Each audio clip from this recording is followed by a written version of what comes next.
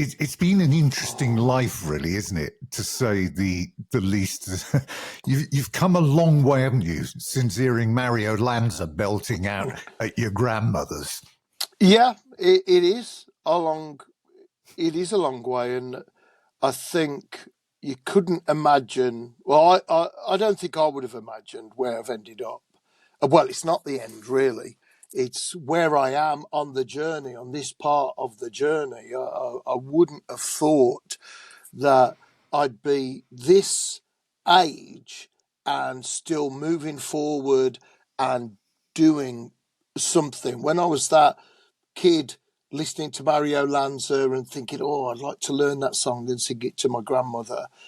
Then later, and hearing Elvis Presley, and later on finding out that Mario Lanza was an idol of Elvis Presley. Yeah, absolutely. And Elvis Presley being one of my idols as a vocalist and a singer, with what he could, first of all, his image, but then as a man and as a recording artist, then with the immense amount of respect for what he did and how unusual he was and everything. And then to be a record producer and take the idea from my head to the album, to the mixing, and get it the way as close as you dreamed or imagined that song could be. And then for someone to come to me at one of my meet and greets and say, your song means the world to me, it got me through this. It's an incredible journey that I didn't expect. I wanted this journey in music, but I saw Ronnie James Dio, the late, very great legend of that we all know from Rainbow and Black Sabbath and his solo career. When I saw him at Birmingham Odeon, which no longer does shows, but every single band ever that was worth anything played there, from Iron Maiden, Metallica, Bon Jovi, Ozzy Osbourne, Diamond Head, everybody played there. I never thought that from that moment that I'd be here where I am doing an interview about my life as I'm waiting to go on to a tour of Sweden and sing songs that I've written and celebrate my a past of Iron Maiden, who I saw 3 times at Birmingham Odeon. I never for a moment thought, I'd love to have his job as a singer. You know, I'd like to be a singer like that, as successful, you know, with the big band, but never thinking that I would have that job. So it has been quite a journey. And you've been overcoming the odds, though, haven't you? Literally, since the very early days. I mean, your upbringing, your parents divorced when you were very young. You were 3 years old, and you described what was a pretty tough time, you know, no running water in the house, having to use a bucket. But again, you pointed out, as you have done on every other occasion when people have gone, well, it must have been tough. You said, listen, we never felt deprived in any way. Yeah, I think that's it. We lived in a caravan on a bit of land that my grandfather owned, and my mother was a single parent and worked a job. So I was very lucky in this way, because that we had that. My grandmother looked after me when my mum wasn't, while my mum was working a job. I think the difficult part of that I didn't realise at the time, until I went to junior school, that I had dyslexia. And at primary school, it was interpreted as laziness. So you were forced to stay in at playtime. And as a little kid of 5, 6, 7, forced to, you know, you're staying in, but there's no supervision. There's no, you know, teaching assistant like there is now. And so, and dyslexia then was so new that people didn't believe it. In the teaching profession, it was, no, I don't believe in dyslexia. I absolutely, it's laziness, you know. And that was, I think, the biggest disadvantage, really. I wasn't good in that situation. So it wasn't till much later that that was diagnosed. But of course, it was too late by then to make any use of school. But I think that was a a big disadvantage. Of course, dyslexia, one of the things it is, it goes hand in hand sometimes with being creative. And the other part of your mind that's less ordered. And as my imagination is vast, that's my greatest asset, which as a kid, you don't realize. And it's schooling back in the 60s, the late 60s, they didn't think, imagination is that important. I really don't think they did. Now, in modern schools, this big creativity, people write books about it, but not back then.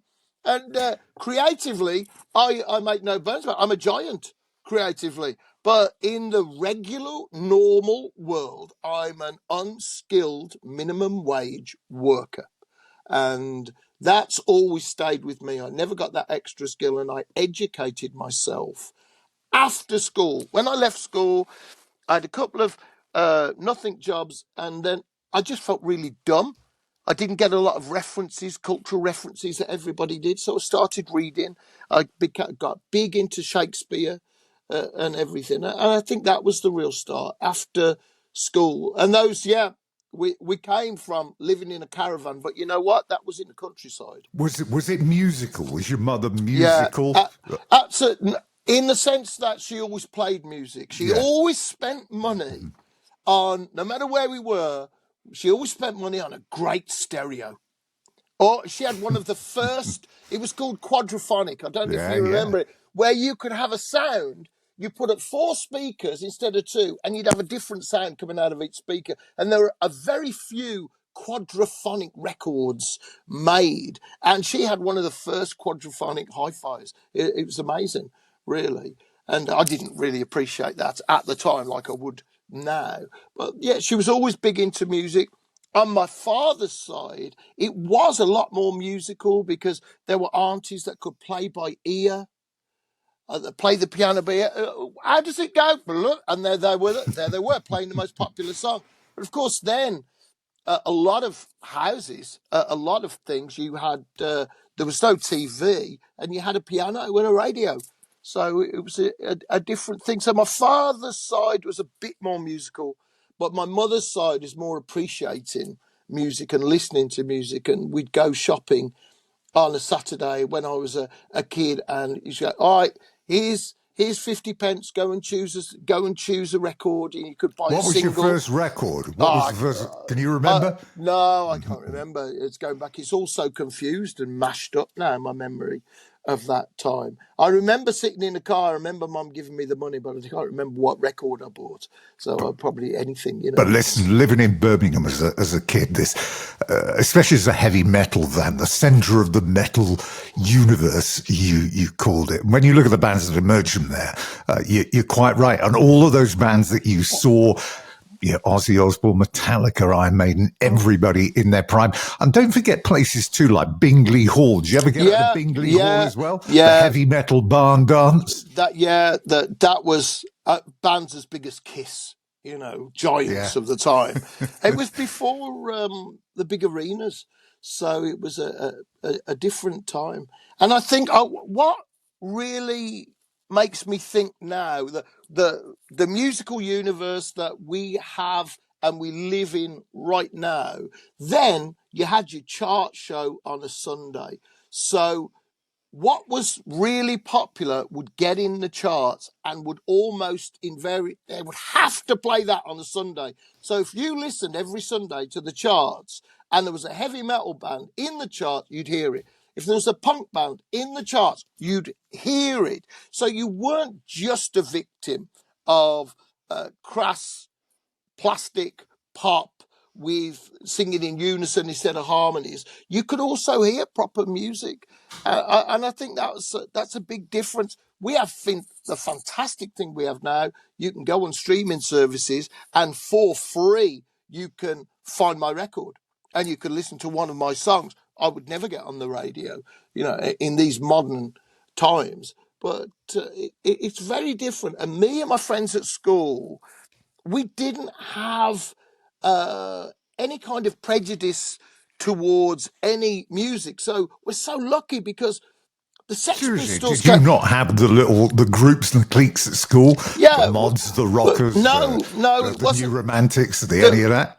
We were just outsiders at our school. There was just a few of us that liked music, and we were kind of these quasi punks in a way. We listened to Led Zeppelin, Sex Pistols, and Black Sabbath. It all meant the same to us. It was all the same. The Buzzcocks, all the same. There was So no real difference.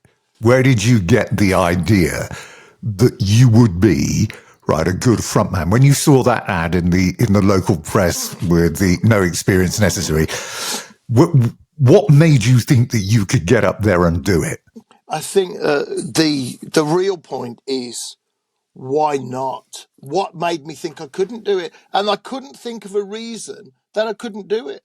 I suppose there's something about my upbringing. My mother said, don't try and be like everybody else. It's pointless following fashion. Do your own fashion. Be yourself, be an individual. And as tough as that was in some ways, I think later on that really came into its own, because I wasn't trying to follow anybody. I wasn't trying to copy anybody. I would go, oh, that's a great singer, or that's a good frontman. But if I was doing it, I'd do it like this.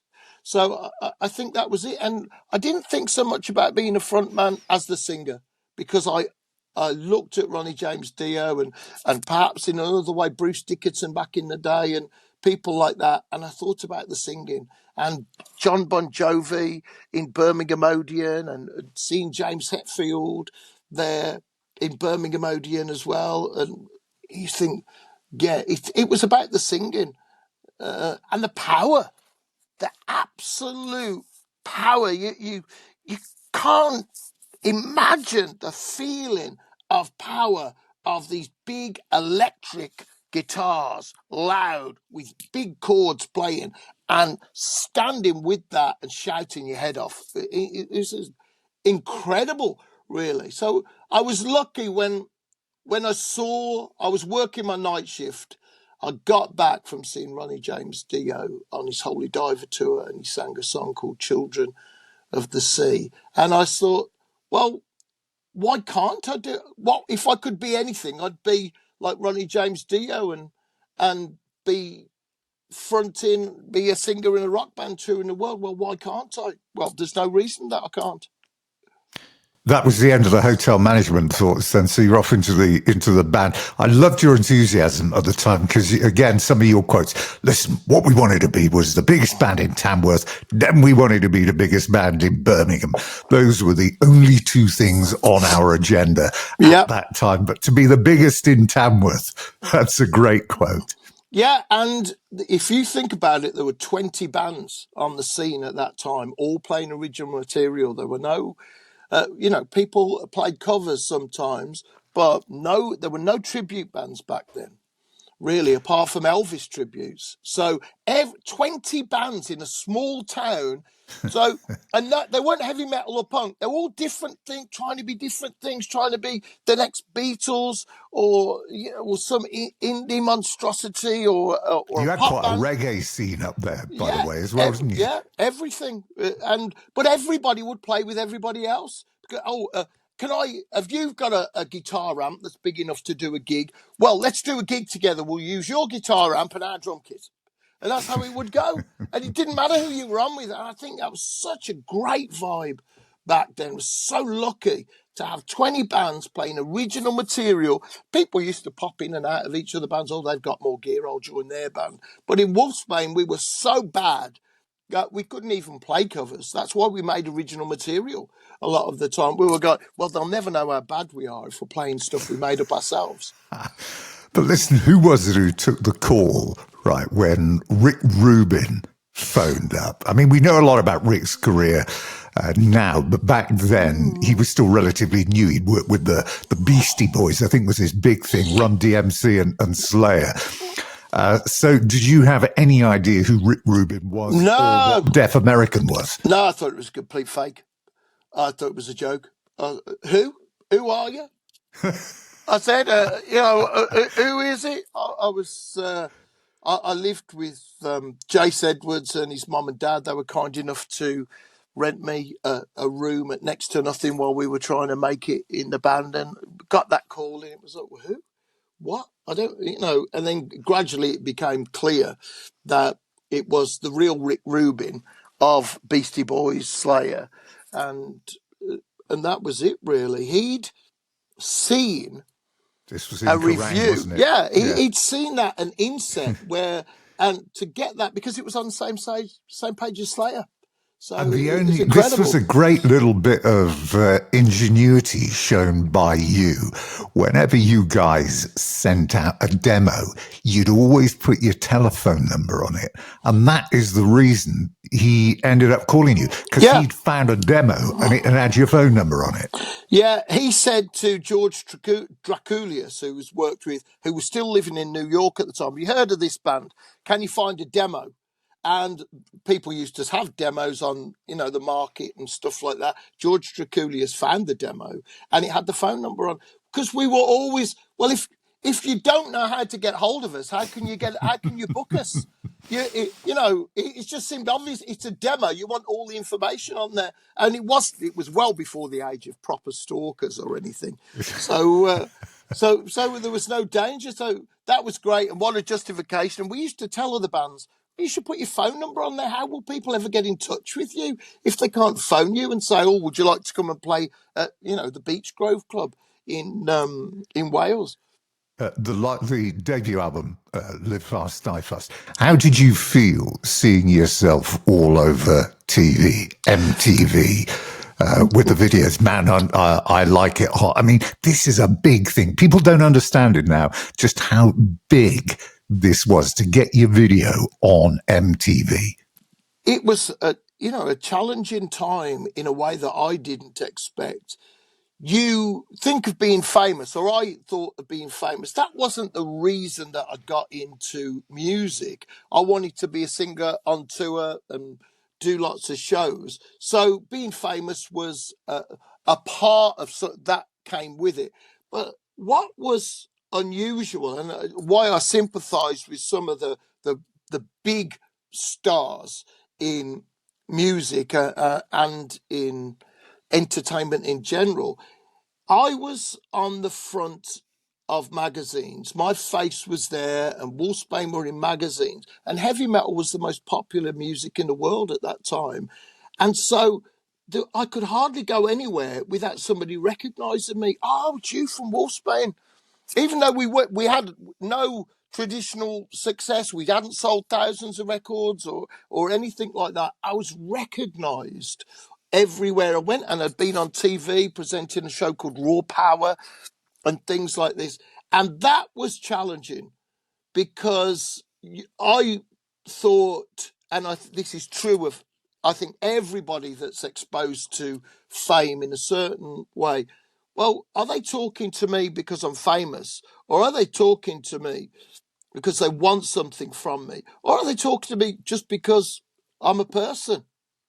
And that's challenging in the beginning. I worked my way through that, but that time that you're talking about, where we were on MTV, I was presenting things, we were in all the magazines regularly, we had so much press when we got back from making our first album. That was a little bit unsettling as well, which it's nothing to do with what I am now, and this old man philosophy as well.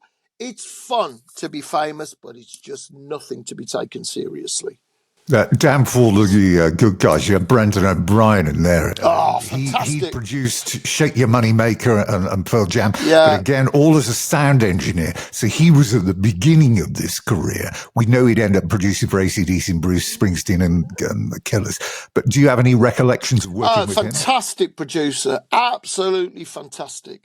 And such a great guitarist as well. And the producers that I really respect, they're all virtuosos, on guitar, or with Steve Harris from Iron Maiden on the bass. And he came to Tamworth, and he was in our rehearsal room, and we learned such a lot from him about how to put a song together, and taking the idea from your mind and from your imagination and turning it into something, he would go, oh, well, we got this bit of music, which was crazy, but we loved it. We didn't know what to do with it. It was only a minute long. And he said, well, okay, well, perhaps it goes here after that. And then that's your verse.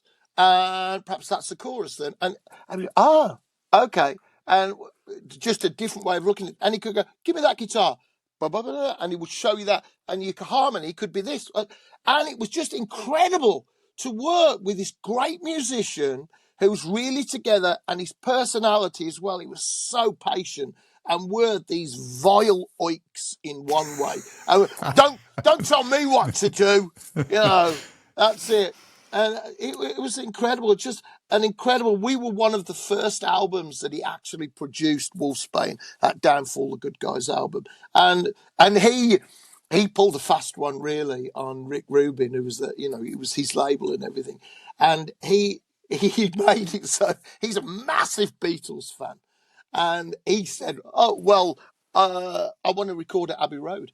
And we did. So Brendan O'Brien got his dream of going to Abbey Road and recording. And we in Wolfsbane, we went to Abbey Road and we're there in the room. And Brendan's going, yeah, we're there in the room that the Beatles recorded and everything. Oh, incredible. It was great. Really, really just a wonderful producer.